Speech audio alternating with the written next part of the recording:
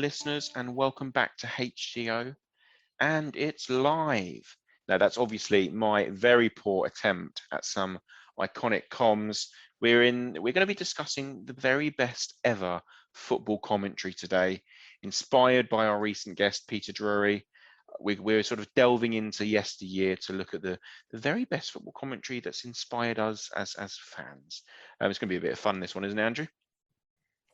Yeah, I think so. I mean, I'm not going to lie. I can think of countless drives home from work where I've reenacted like famous Arsenal goals and tried to mimic Clive Tildesley on many occasions.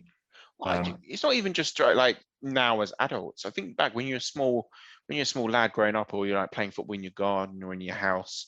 Not that you should play ball in the house, people. Not that you should, ladies and gents, little kids, stop playing ball in the house.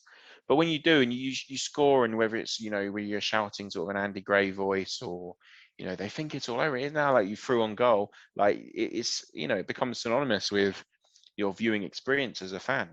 And I think I actually said to Peter Drury when he was on, he was very self-deprecating and sort of played down the role he had.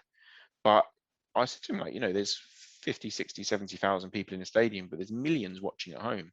And actually, the commentator is a big part of the experience for us as fans, as we know when they're not great commentators either. But we're not going to talk about those today. We're going to talk about the absolute best of the best, the creme de la creme. Speaking of which, if you think our pod is up there as one of the best, then please follow, please subscribe. We are on at HTO Football on all your usual platforms, whether that be Twitter, Facebook, YouTube, on Apple and Spotify. Other podcast platforms are available, but we're on there. So please jump on, give us a like, give us a subscribe. We really do appreciate it. What stands out for you? Look, I mean, we're going to discuss quite a few today. I guess some of the most famous ones, but also just some of our personal favourites. So do we start with the classic? Do we start with the one that is etched into every English football fan? Well, I suppose it's like announcing the winner a bit too early, really. But yeah, I mean, it's got to kick off with the ultimate classic. I mean, we're talking about classics, and this is a classic with capital C, isn't it? Really, back in 1966, Kenneth Wolstenholme, I think I've got that right. Just comes out with just a historic piece of commentary. Absolutely historic. And I don't think you need reminding of it, but here it is. 30 seconds by Watson. The Germans are going down and they can hardly get up. It's all over, I think. No, it's... And here comes Hurst. He's got some people are on the pitch. They think it's all over. It is now. It's 4. Yeah, it's brilliant, isn't it? You've got to say that's brilliant. And do you know what's so iconic is that clearly, not big spoilers here, we weren't born in 1966, and yet it's so etched in our minds. And like I said, probably it's just you're watching television, you're watching highlights reel, you're watching match day, whatever it is. It's just there, isn't it? Well, I think he goes for it early as well, doesn't he? Because he thinks it's over, and then sort of says, and then there's just this awkward pause for a few seconds, and then oh no, actually it isn't. And then obviously the classic breakaway goal from Hurst to complete the hat trick. And actually, as a delivery and commentary, it's quite understated, his tone. It's not like he's screaming, "Oh my God, they think it's all over." It's literally, "I think it's all over. It is now." Like it's quite deadpan, but just great timing. For a magnitude of moment, it is brilliant. Yeah, I love it. Well, I think as well, maybe there's something in that in terms of how commentary's evolved over the years. The kind of the desperation and the drama isn't necessarily in the tone, really. Like when you look at a lot of older matches, not even in the 60s, but when we look at a couple of Barry Davis ones later, there isn't that real sort of aggression or passion. And in many ways, I guess, because they were describing what was happening as opposed to creating theatre. A lot of obviously commentary then was for radio as well as it was for TV, more so radio if anything else. You compare that to a like, "Oh, you beauty," like Andy Gray for Gerrard's Thunderbolt against Olympiacos. You compare that to that, and it's sort of like, it's chalk and cheese, really. Chalk and cheese. And it's also different from we spoke about having Peter Drury on. there's also potentially not the need for poetry. They're not telling a story. They are telling you what's happening on the pitch. You think of Drury, Rome, risen from the Roman ruins, that kind of piece. It's just a different game now, isn't it? Yeah, and interesting, he picked up on in that episode as well the fact that what the next one we're going to look at a deep dive into, the sort of the Aguero moment that everyone knows so clearly, is that there's the amount of broadcasting channels that go on now. These games are televised multiple platforms, so you're getting different commentary and different aspects of that. But it's particularly with the Aguero goal, which he said, Martin Tyler's piece was obviously it's iconic, yet there's probably been 3, 4, 5 different UK commentators that depicted that goal in different ways, and we just haven't heard it as much because obviously Tyler was the main man on Sky that day, and he managed to nail it. Yeah, versus they think it's all over. It is now, exactly, which is the definitive depiction of that event. But I think you can't hear they think it's all over. It is now without seeing in your mind's eye the goal. And Jeff Hursley letting the ball fly into the back of the net on the half volley, just a brilliant one. But Aguero, you rightly said that's another iconic one, isn't it? Well, we all remember where we were, and that just sums it up really, which is another Martin Tyler line actually. I remember sliding on my knees in the front room. I've never celebrated a goal apart from Arsenal like that in my life. It was just. I remember we called each other straight away. Yeah, right? we called each other when he scored, and again, why would we do that? It's not Arsenal. I've not called you to celebrate or just. It wasn't even like a pure celebrating. It was more like, oh my God, well, what have we just witnessed? What have we just witnessed? And as a little reminder, this is what we witnessed. The goal was enough for the 3 points. Manchester City are still alive here. Balotelli, Aguero.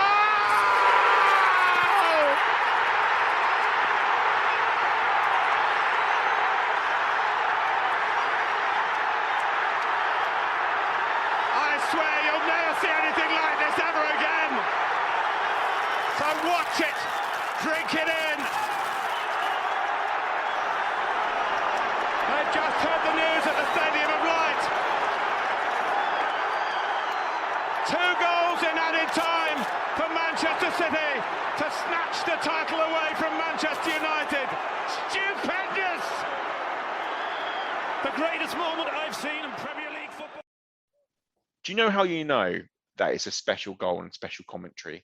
Is that even now when that game is shown on highlight reels or Premier League years, I have to watch it.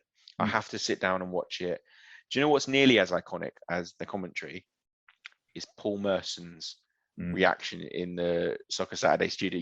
When he's commentating on games, he's got, oh Jeff, they've got love bites and everything, and they're just sort of they're commenting, and then the goals are flying. Yeah, there's a video actually on YouTube where you can watch the last 5 or 6 minutes of that game, and I've watched it a few times. It's just and also I think with that commentary, I was going to say that it gets better with age. It's like fine wine. At the time, I think I was probably celebrating so much I probably didn't even have a clue what Martin Tyler came out with. I know I didn't for a fact, and it's just over the years, it's just it's cemented itself, hasn't it, in commentary folklore.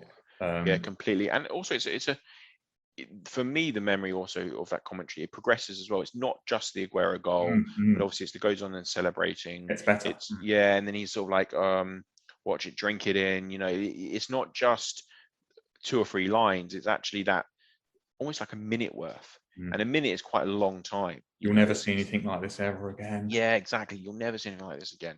And it's it's a proper chunk of commentary, which I think encapsulates the sort of obviously the hysteria that was going on inside. Yeah, and actually we not in the short clip that we showed, but there's also a little bit just after that of Niall Quinn, and he does a lovely little piece. It kind of gets lost in the Tyler kind of iconic moment, but fair play. And like Peter Drury said, you're only as good as your co-coms, and Niall Quinn that day did a great job in that last few minutes. Nailed it.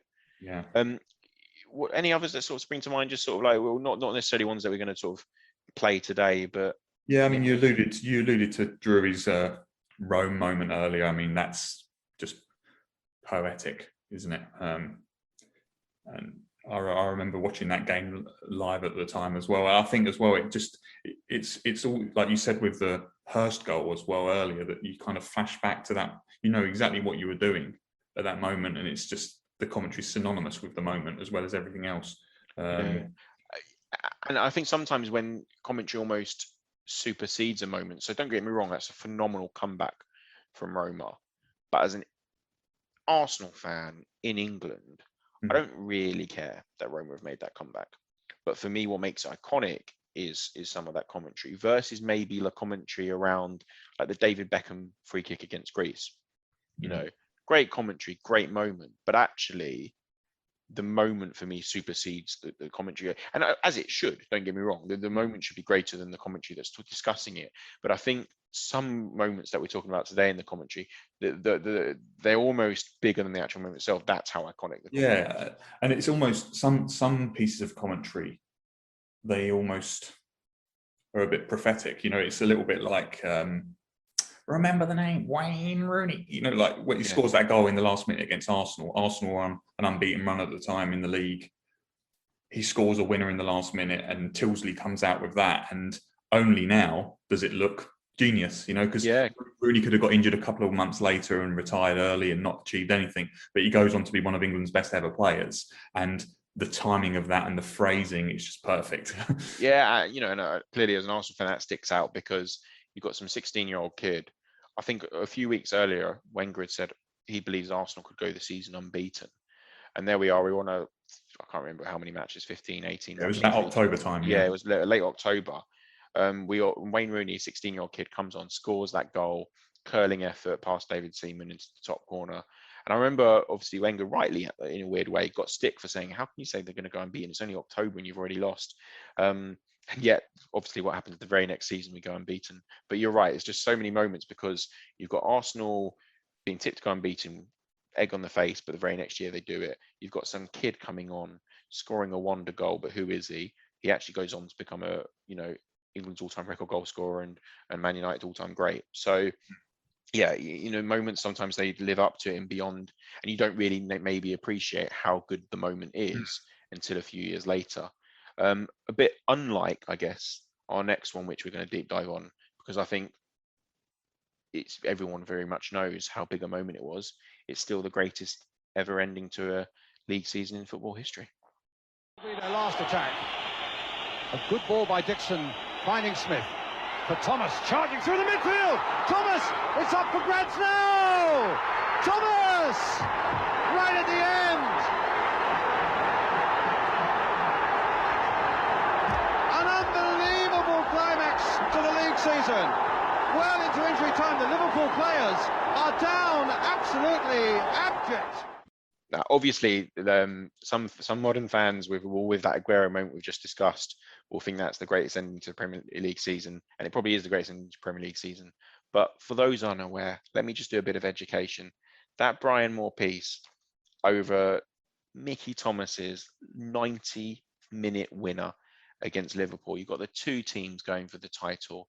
It is just absolutely iconic. Arsenal going to Anfield on the last day of the season, needing to win by 2 clear goals, 1-0 up as the minutes tick down. To have to do that, absolutely hairs on the back of your neck.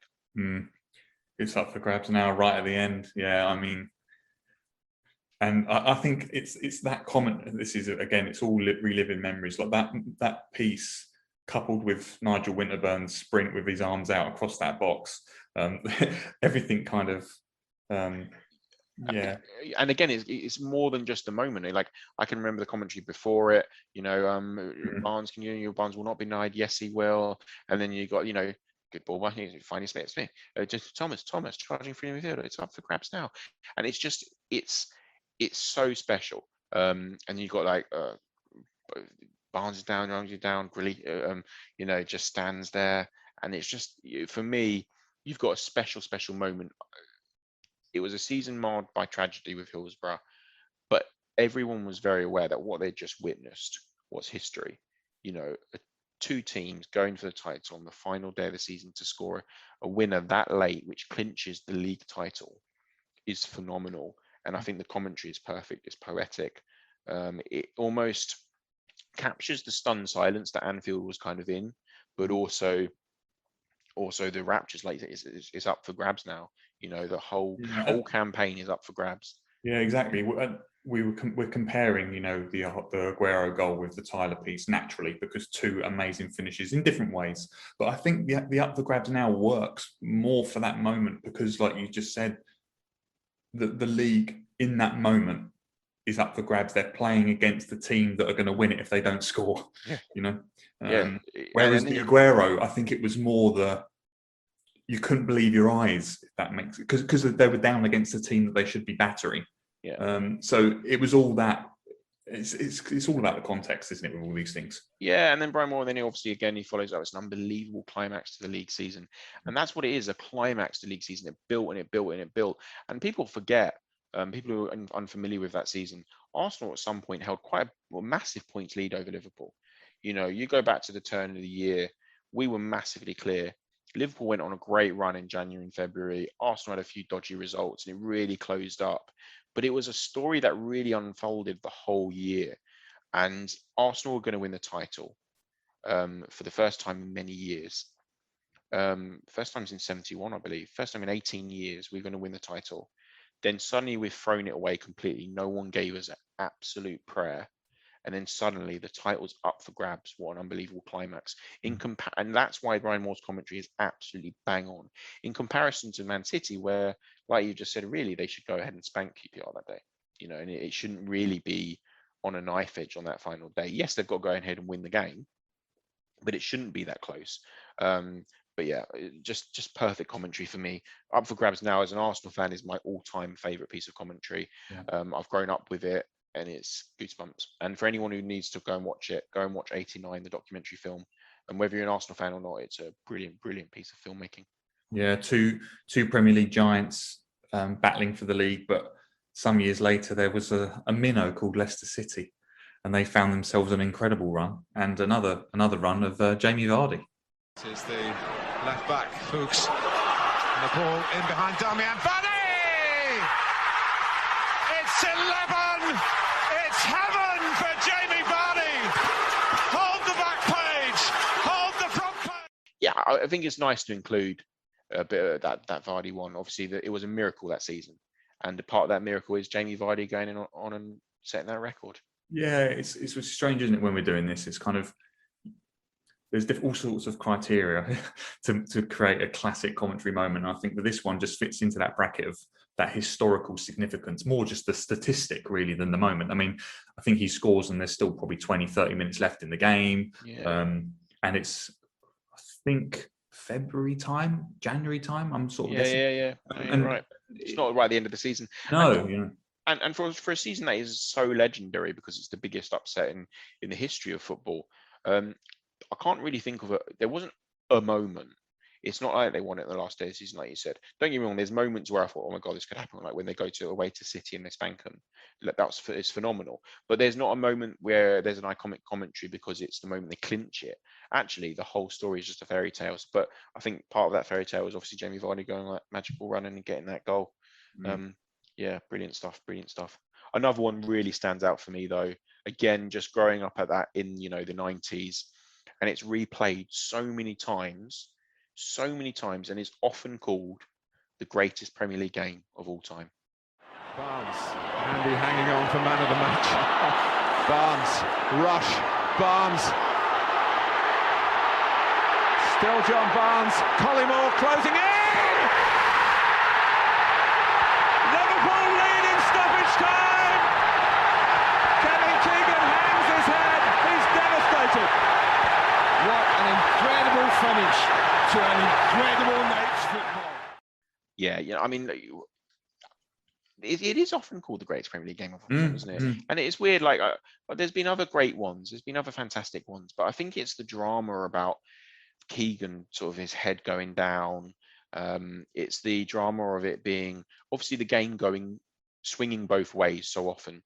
That 4-3 classic, it could go either way. Newcastle are in the midst of throwing away a title, and this is what it means. And yeah, it's again, I think it's just etched in our mind because of so many years of watching Premier League football, Premier League years. I think it speaks to an era of the game, like we said earlier, where that drama was just starting to really explode, the mid-90s. I think you could argue it was Sky Sports' first massive commentary moment. I'm trying to think of something before that. This is what, No, I think you're right. 95? Is this 95, 96? I think isn't it the season Newcastle for trying for away, like 94, Yeah. 95? Yeah, and I think this is in 95, like sort of coming to near the end of the season, isn't it? I think. Yeah. Night game. I remember bits of this. Like, obviously, I'm a young boy growing up, but probably about 6 or 7 at the time. Night game. To and fro. Like Newcastle, incredible to watch. Free flowing football. They were involved in a few classics around that era, and I think I'm struggling to think of a commentary moment before that in terms of the whole Sky Sports. No, I completely agree. Thing. I wasn't the same game the next season also 4-3. It wasn't quite as Warren Barton, old friend of the pod, scored on that day. It wasn't quite as good a game because it didn't swing each way and it didn't have the drama. It didn't have the late winner. It didn't have Collymore closing in. But two big teams at the time, obviously Newcastle pushing for Liverpool were.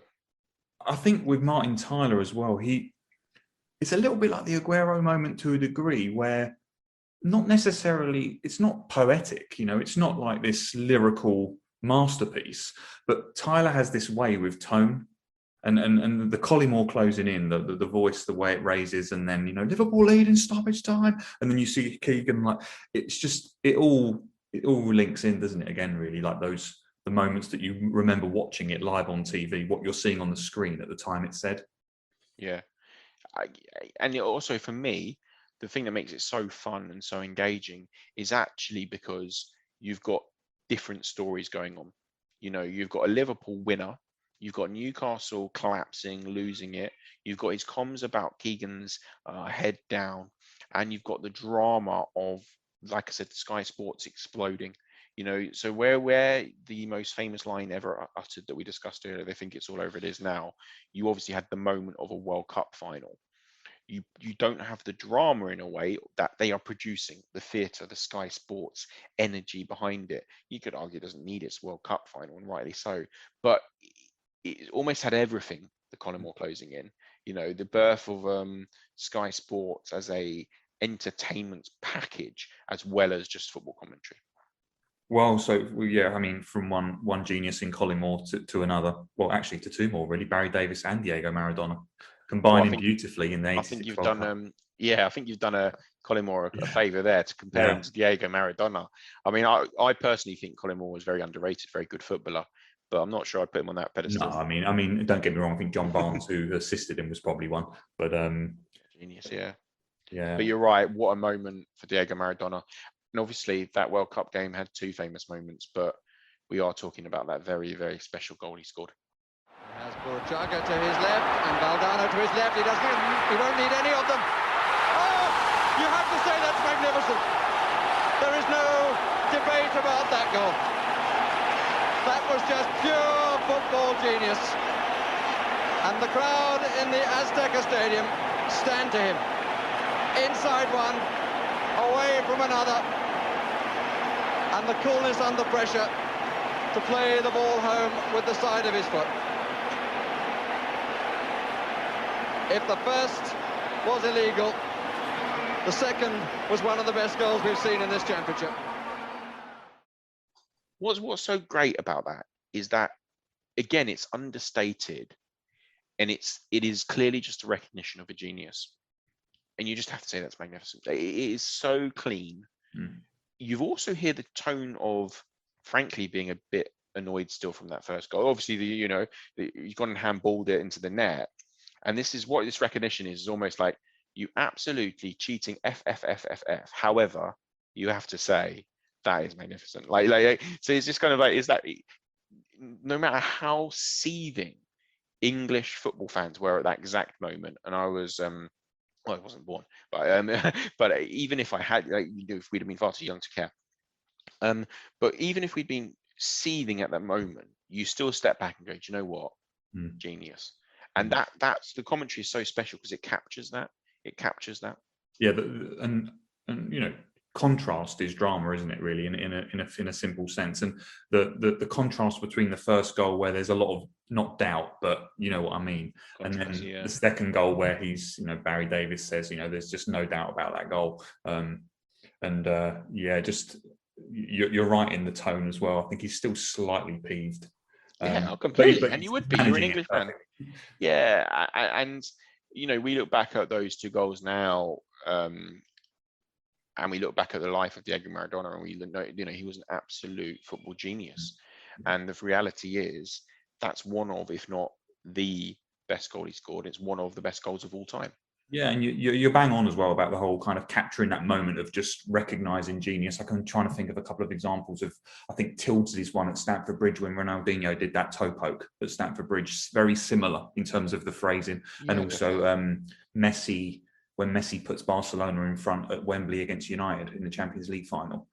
There's a very, very similar piece where it's like, the world's greatest footballer puts Barcelona in front. It's just that kind of almost statement-like, isn't it? It's clean and it's clinical because actually it just the football has spoken for itself. It's that good and it's that special.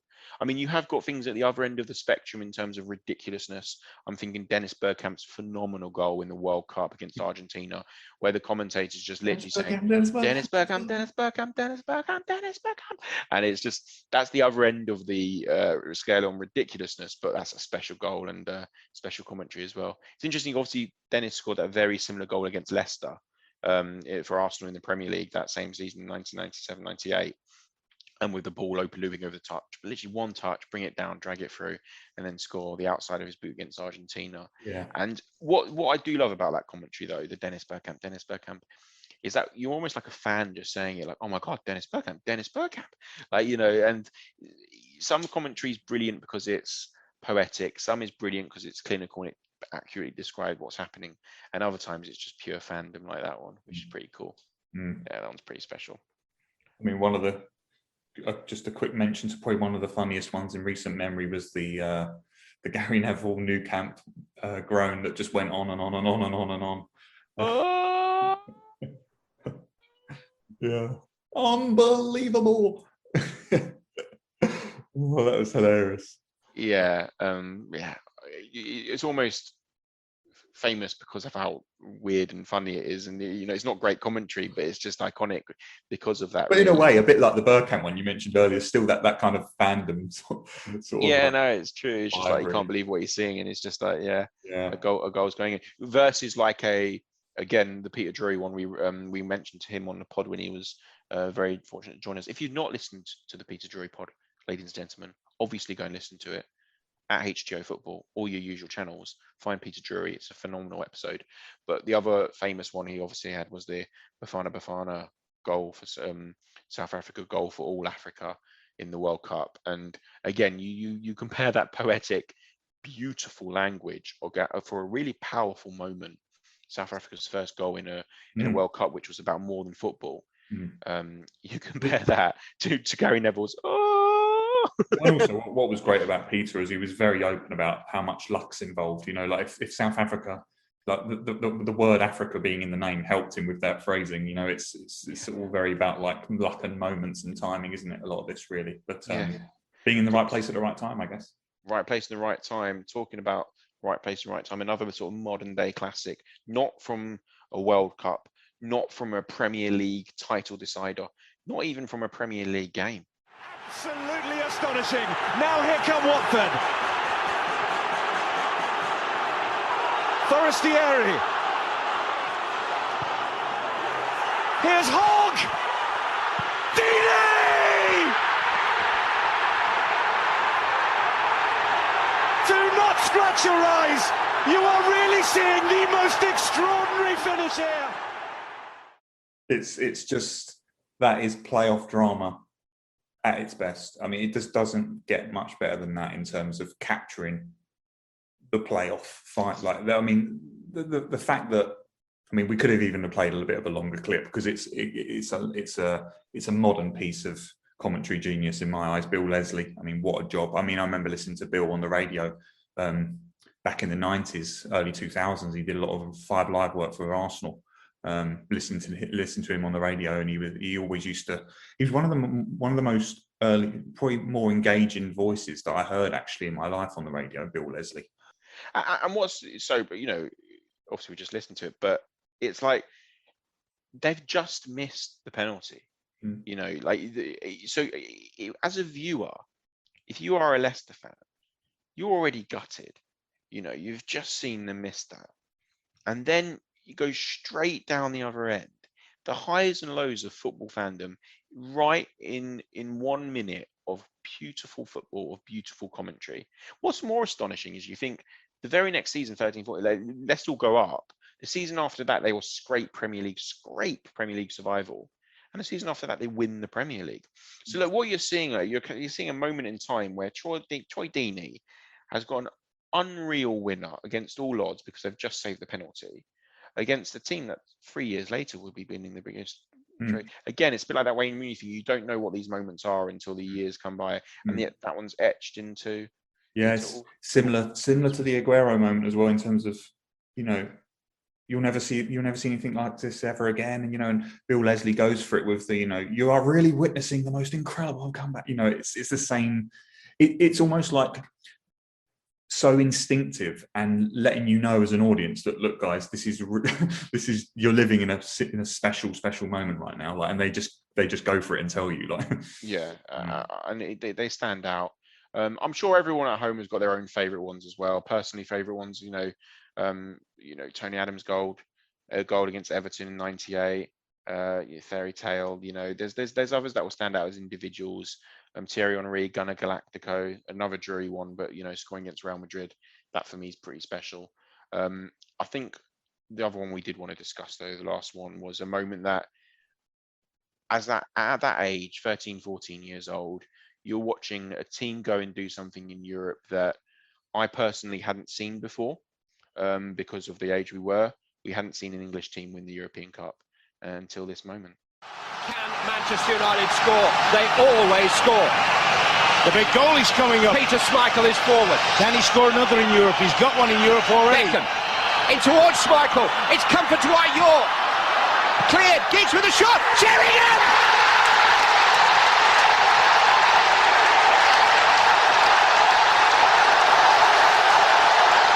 Name on the trophy. Teddy Sheringham, with 30 seconds of added time play, has equalised for Manchester United. They are still in the European Cup.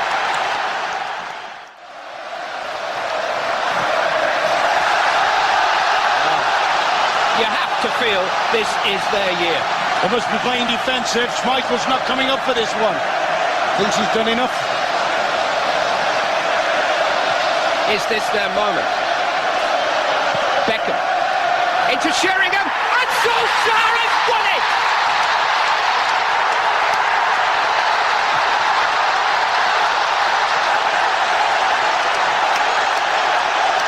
Manchester United have reached the promised land. Ole Solskjaer, the two substitutes, have scored the 2 goals in stoppage time, and the treble looms large.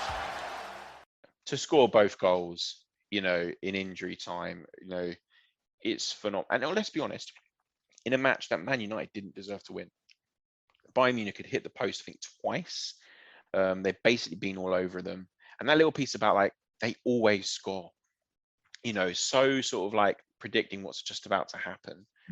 And then, then the rest is just poetry, because, and Solskjaer has won it, versus where they were in the field of play, and that, a moment ago, down with moments left. It's iconic. I think until Liverpool went on and had the amazing comeback against Milan, it was the European Cup final that, as a English person watching English time winning, you still remember the most, even though your team weren't involved. And I think that says a lot. Yeah, I think it's commentary as well in its most simplest form as well. I mean, and Solskjaer has won it. 4 very descriptive, quite bland, quite obvious language. Obvious, very factual. But again, it's the tone, it's the moment. And yeah, I mean, a nice one to end on. Yeah, a beautiful one. We've definitely missed some classics there. So listeners, please tweet in, send in your favourite comms of all time. I'm sure we've missed some absolute classics. I was going to say they don't have to necessarily be goal mentions. People can have some darker ones as well. Maybe some sending offs and some missed penalties. Yeah, absolutely. And I'm sure I can't even remember the commentary. What about the commentary when Cantona goes and kicks a fan, or Di Canio pushes the ref? I'm sure there's actually some pretty cool, iconic commentary around that. But what happens is goals tend to be replayed, so therefore they're permanently etched in your mind. But definitely send in your favourites. Tell us which one we've obviously missed, or maybe you said your favourite. Let us know which one it is. We're at HTO Football again on Facebook, Twitter, all your platforms. Enjoy listening, and we will speak soon. See you next time, guys.